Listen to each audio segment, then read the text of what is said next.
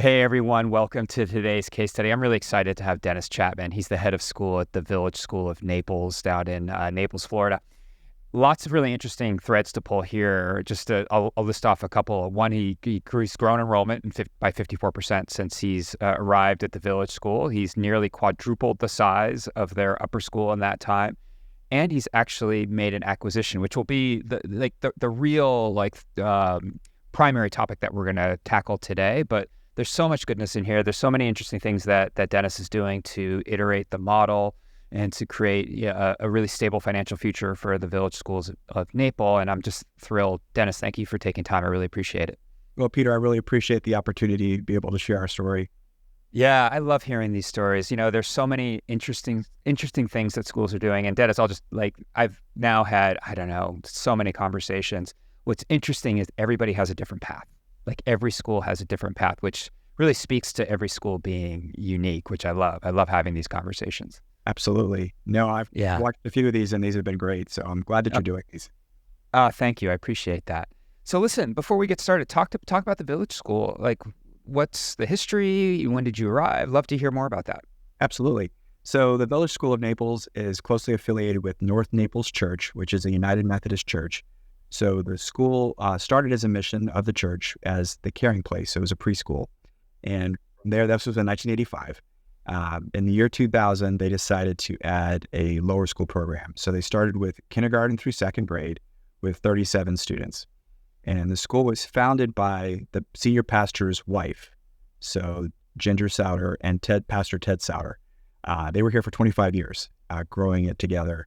And they started with K-2 and added a grade per year. They got up to 8th grade and made the choice, about 7 or 8 years ago now, to launch a high school. And as we all know, that's a big undertaking. So with that, they went ahead with the upper school, and we just had our first graduating class. Our first graduating class was in 2020 of 12 kids. We just had our fourth graduating class of 28 students. We have 35 in this year's class, and it continues to grow from there. So it's a school really founded on Howard Gardner's work, as a STEAM and now STREAM philosophy, adding the religion piece to STEAM, and a lot of project-based learning, really doing what's best for kids and using what we know about the brain and putting that knowledge into work, which is great. So it was a school that certainly spoke to my family. We're from Florida originally, and most recently, I was the head of school at a school in Fayetteville, Arkansas, where also started at upper school, which is pretty on the same timeline, which is really interesting too. Raised a bunch of money, nearly $15 million there to launch that and build the buildings, and then came here really on the bookend of that. So we arrived in 2018 when the senior class, the class of 2020, were juniors. And so obviously a very crucial year to their future, right? Like they're getting ready to, that's a big year for academics, and it's certainly a big year moving forward with the college piece. And so that's a big part of what I know we're going to talk about today.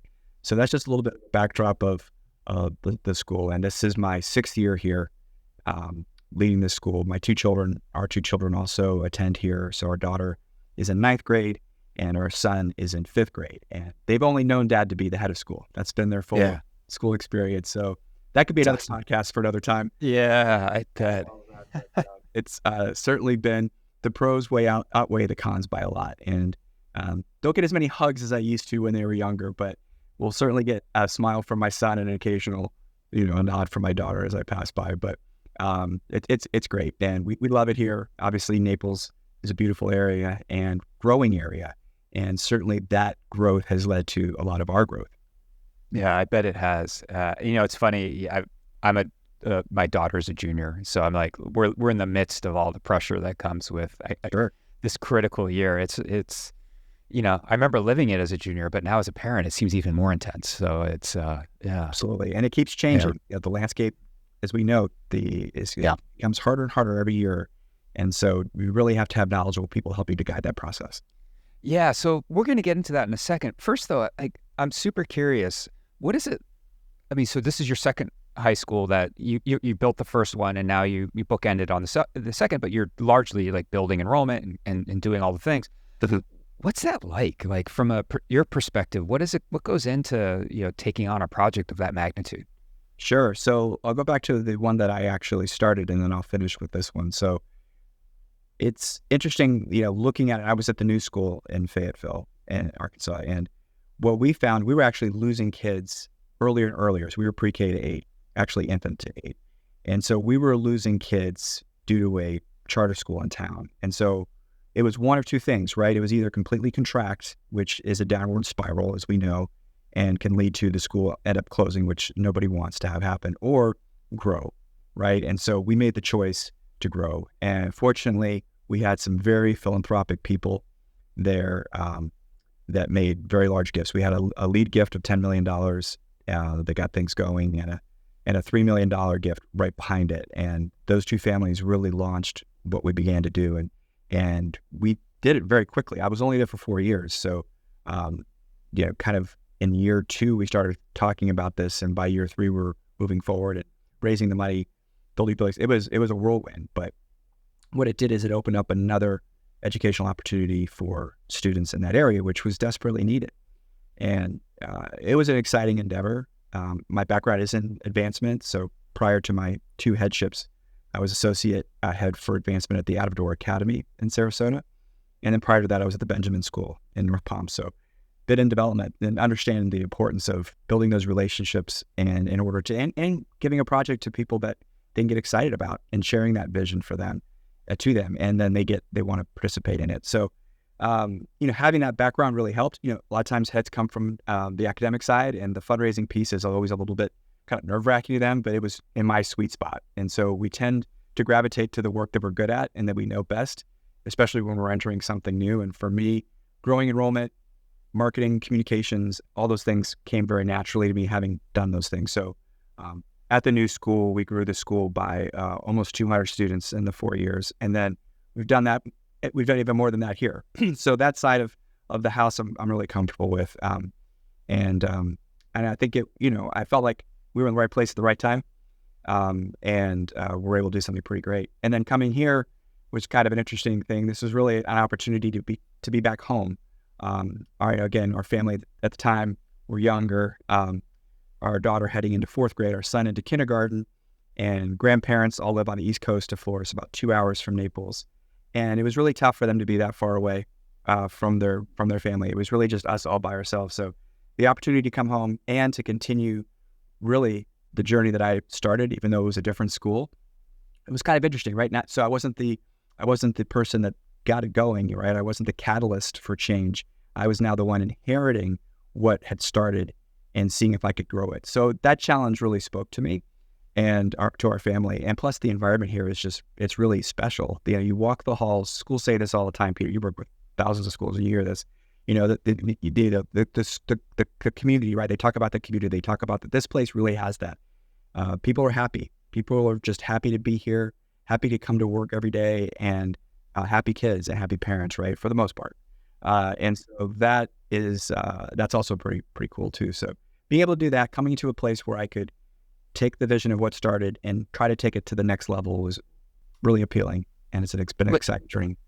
It does make one question that came up in my head as you were talking was like, how do you weave if the original mission of an organization was to be like a pre-K 8, and now all of a sudden you're a high school, like how does that weave its way through as you're growing that, extending your community to serve more families?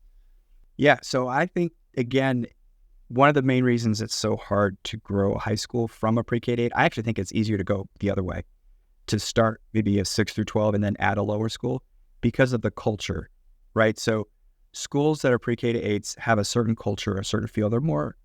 They tend to be more kind of known, nurturing, loving, kind of environments, right? It's especially schools. Both schools, by the way, started as preschools. So you kind of take that, and I think in the 2 different areas to look at them side by side.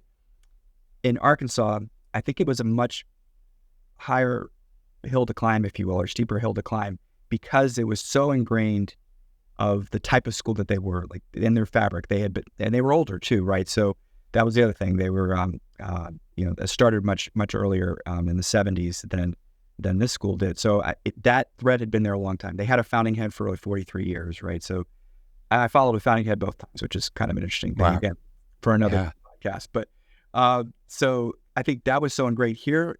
It was so new still, like, the school started in 2000, right? So they didn't have the 1974 kind of history that they started. They were still young.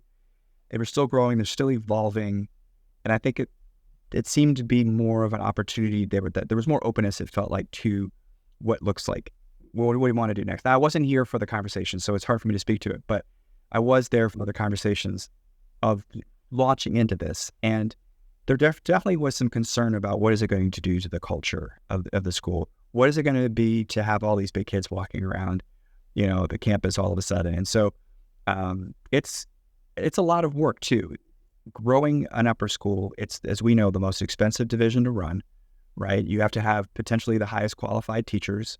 The expectations are extremely high, not just in academics, but in athletics, in arts, and everything. So it's a big endeavor, and it takes a lot of work by a lot of people to make it possible. And you have to be patient. You have to be incredibly patient, and also set the expectations, level set. I think it's important to have those conversations early on when you're making your business plan. For those of you that might be listening to this, watching this, if you're thinking about adding a division, right, be really, really conservative. One of the stats that I heard coming into this school was, maybe in your first 10 years from 8th to 9th grade, you'll have 50% if you're lucky, right? 50% attrition. So we've been able to beat that mark, and due to that, we've grown at a faster pace. That's pretty dramatic, 50%. Wow. Yeah, if you're lucky, right? So we've been 75, pretty much 75 to 80% at a clip year to year, which has accelerated the growth. And a lot of tactics to do that, right? A lot of internal marketing, a lot of retention tactics. Our eye opens on retention, and I think that's key to it as well. So, but yeah, you've got to get the right people in place. You got to get them, really willing to roll up their sleeves. And a certain type of person is attracted to this type of school. If you're looking just to kind of sit at the top and admire the hallways and and all the beautiful surroundings and not roll up your sleeves, this won't work. And that's not just the head, that's everybody that comes here. And as I like to say to faculty and staff, are you comfortable with a blank sheet of paper? Right? Like, some people are, some people aren't, and that's okay. If you're comfortable with a blank sheet of paper, this is the place for you. If you're not, it's not. And I think that helps kind of really, you have to have a bit of an entrepreneurship mindset, right, to come into something like this. Yeah, it sounds very startup-ish, right? Like you're building, you've got to have a real builder's mindset, right? You really do. And I've always kind of known that about myself, and something I've always enjoyed. I've always looked for those opportunities where I saw a diamond in the rough that, could be turned around. And we had a lot of great success at the Outdoor Academy in that regard. We took what was a $200,000 endowment, and we had a $30 million endowment, like, in 8 years. So we grew, and I had a big hand in that. Obviously, our head of school had the biggest hand in it, David Mahler, but I was a part of that. And I got to see that high school grow. That high school there had their first graduating class was 1999 with 12 kids as well. And I arrived in 2006. They had about 36 per grade. Now they have 90, and they're getting ready to open another campus. So wow. I've seen that.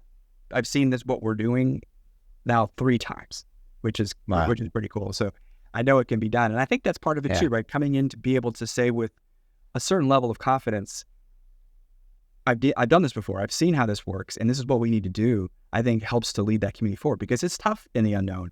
Yeah. As a parent, you can identify, as you think back to 8th grade and talking to your daughter, thinking about where they want to go for 9th grade. It's much easier for a 14-year-old to say, hey, I want to go down to the school that's already established and has the arts I'm looking for, or the athletics or the academics. Much, much harder to sell on, why don't you be part of what this could be, right? Right. You could be the trailblazer. You could be the person that when you come back to school with your kids, you can say, I was part of that. Now, for some, that's exciting, again, but for some, it's not. Right. And so that's part of it. Well, as you're building the high school, and, here I am, a parent of a junior, and starting to get deeper and deeper into the college admission process and becoming more and more confused with each step that we take. that's a big part of what a service that you have to offer. So how did you approach that? Because I just love the story behind how this all evolved. Yeah. So accepted the job in October of 2017, and then I started it that summer. And so the following summer, so I came to the school and I talked to people, as you typically do in the transition period. And at that time, the students were 10th graders, the oldest class, and they were going to be 11th graders. And so I was talking to some parents. In fact, the board chair at the time, she had twin girls in that class. So I was asking about, hey, you're getting ready for your junior year. How are you thinking about the college process? And she said, oh, we've hired somebody to help us with that, even though the school had a person on staff for it.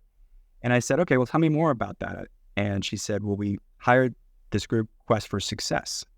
And so the more I talked to people, the more I heard that there were other folks that were hiring this Quest for Success. So then I was like, now I'm on a mission. I got to figure out what's Quest for Success, college counseling. So I began to dig into it a little bit and come to find out many of the local competing schools here, as well as independent and public and charter, send their kids to Quest for Success. So you think about that from a kind of market share situation, right? You've got schools that charge quite a bit more than what we do.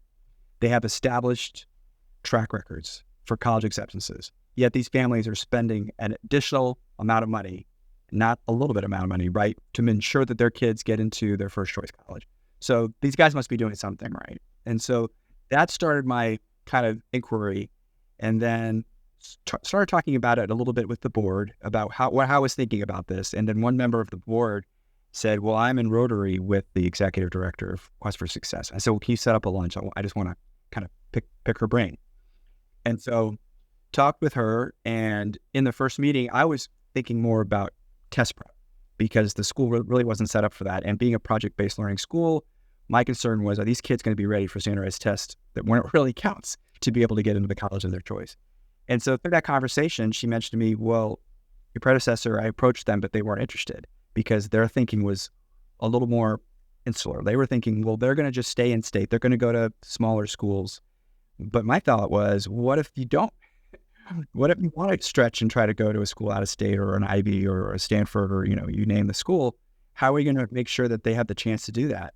And so the more I talked, the more I learned, the more concerned I got about our ability to be able to get these kids into where they wanted to be. They were taking a chance on us, right? They were signing up for something completely unknown and knowing we do not have any name recognition in the college and university space because we've never had a graduating class. But guess what? Quest for Success does. And so that began a series of conversations that led to how can we become basically a customer of Quest for Success.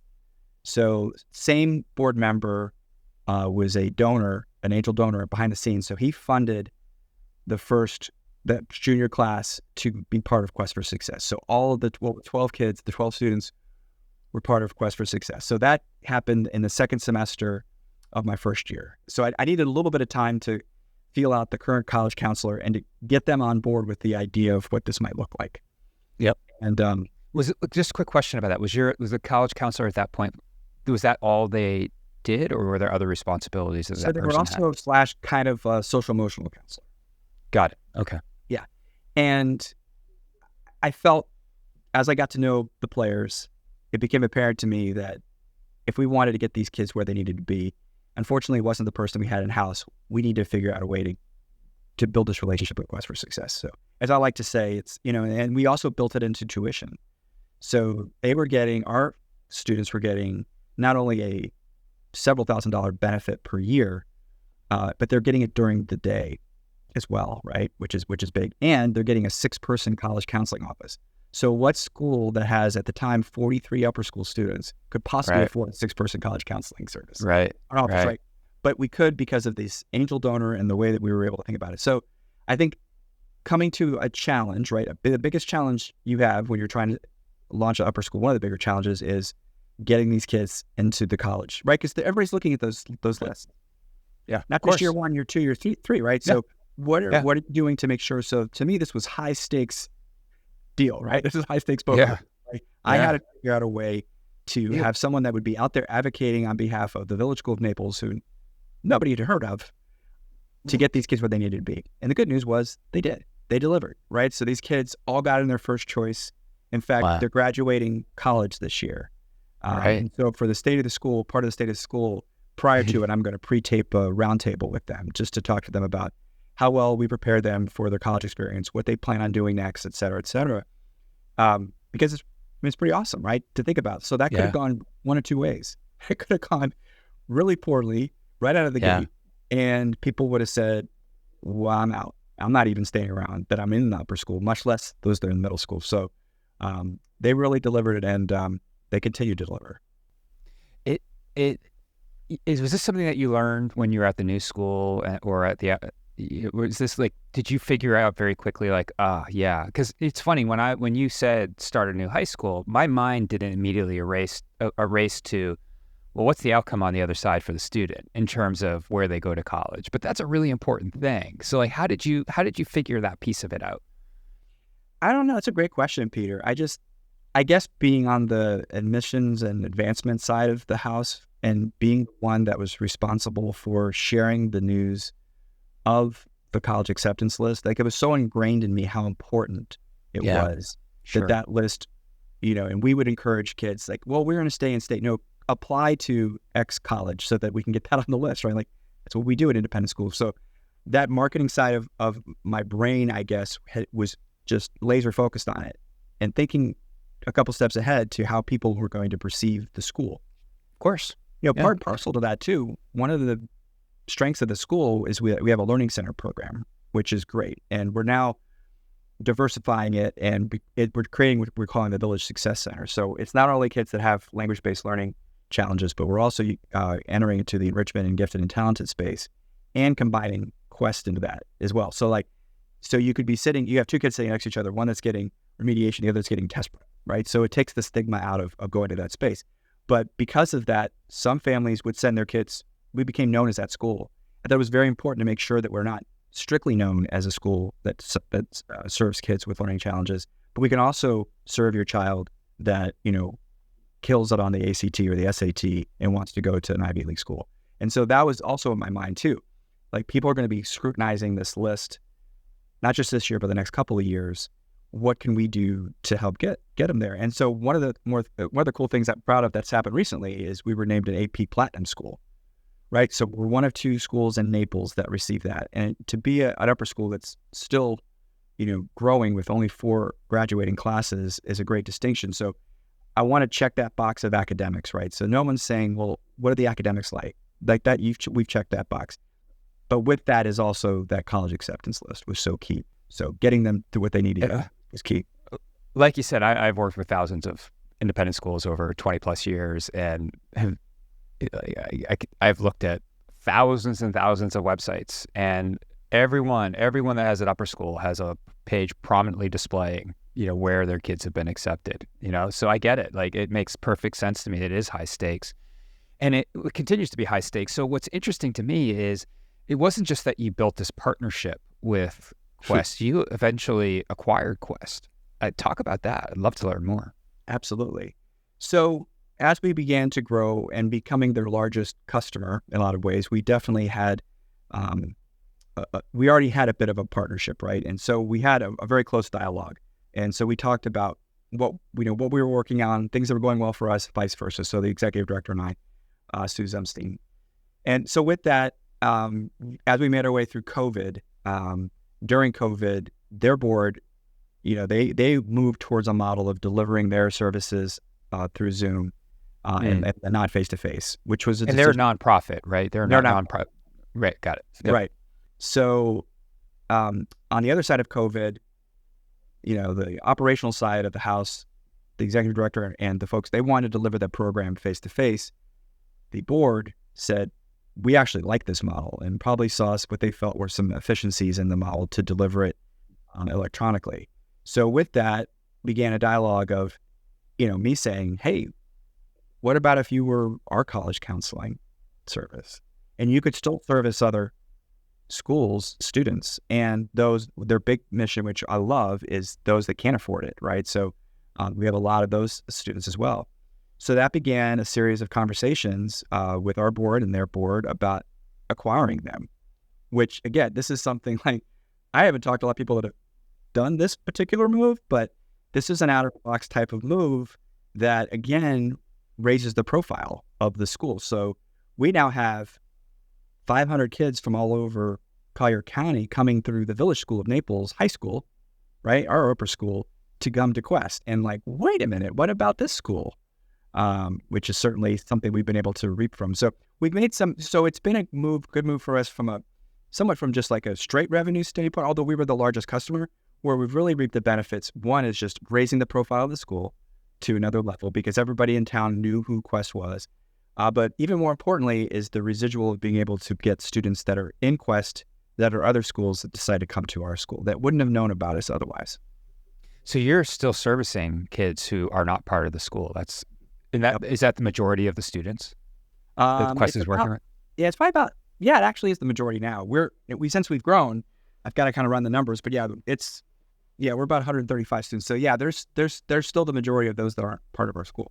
And our kids get it during the day too. So the other students are able to receive the services after school on the weekends, but our students, we've made it part of their day. So that's another thing. So it's in your tuition and it's part of your day, which is huge. And did they relocate their services to the campus, or are they now housed there? Yes. So the timing was actually really good because we were in the process of expanding the upper school to accommodate the growth. So the school was originally built, the upper school, just the building itself was built for an eventual 175 to 200 students.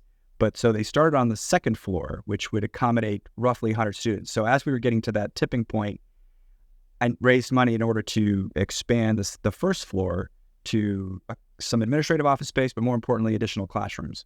So when I did that, I was able to also I switched our conference room into basically a bullpen space for like 4 or 5 members of their team. And then I was able to identify another office for the college counselor, which was already in the plan.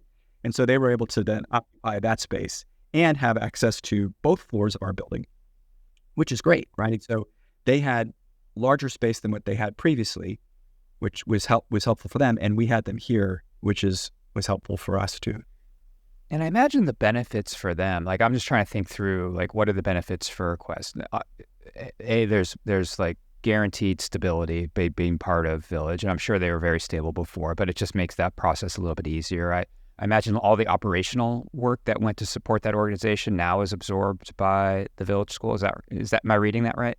You are, yes. That's a great point, Peter. So that was a big benefit for them. We took over all the accounting, obviously using our business office, fundraising. So we were able to help because they received grants and things of that sort. So our advancement office. So yeah, we were able to leverage the folks on our end that they wouldn't have to add in order to help grow their business. So that's been a win-win as well. Yeah. So they can just focus on what they do best. They can, exactly. They can be laser focused on delivering their product and not have to be as focused on the things that they probably didn't enjoy doing, right? They didn't get into what they were doing to make sure that, like all the accounting pieces worked out and everything balanced, right? Like, let us handle that. And we have a big staff to be able to do that. So that's wild. That's so cool. What were some of the challenges up front? Because anytime you like bring two different organizations together, there can be some challenges. Like, did you feel any, or did it tuck in really nicely? Yeah, I think there still remains some. I think that there's a very, the bridging of the two of like what the work is that they do for us vis-a-vis what they do for the other customers is still a moving target. So we realize now we need an assistant director of the program that can be here because I deliver the services on nights and weekends. They're Monday through Thursday and Saturday. They're off Friday.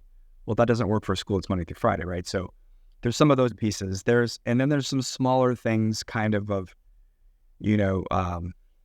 the computer system that they're working on or the server, like that kind of stuff. Little stuff. Yeah. We've been able to fold that into what we do.